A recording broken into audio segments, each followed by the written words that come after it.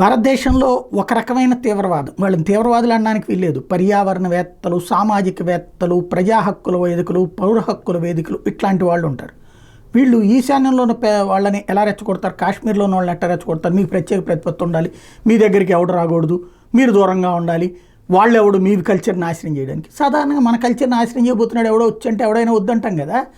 అలాగే వాళ్ళని ఈ భారత సమాజానికి దూరం చేస్తుంటారు. తద్వారా వాళ్ళు అక్కడే ఆ బావిలోనే బతికితే ఆర్థిక పరిస్థితులు అట్లాగే ఉంటాయి. అదిగో చూసారా, భారతదేశం మీ ఆర్థిక పరిస్థితులు సక్రమంగా చేయలేదు, ఎవడి కోసం చేద్ది, రాజ్యాంగం ప్రకారం ఉండాలంటే అంటూ మళ్ళీ వాళ్ళని రెచ్చగొడతారు. అంటే అక్కడ ఉన్నటువంటి ప్రజలని అభివృద్ధి వైపుకి పోనీయకుండా అక్కడ రిస్ట్రిక్షన్స్ ఉండాలని కోరుకునేటటువంటి వాళ్ళు ఇప్పుడు లడఖ్లో పర్యావరణవేత్త పేరుతో కథ నడుపుతున్నాడు. సోనం వాంగ్చుక్ అనేటటువంటి వాడు, ఆ పేరులోనే వాడు పరిస్థితి ఏంటనేది అర్థమైపోతుంది. ఏదైతే మన చైనా వాడి లక్షణాలు ఉన్నటువంటి వాడు అన్నటువంటిది.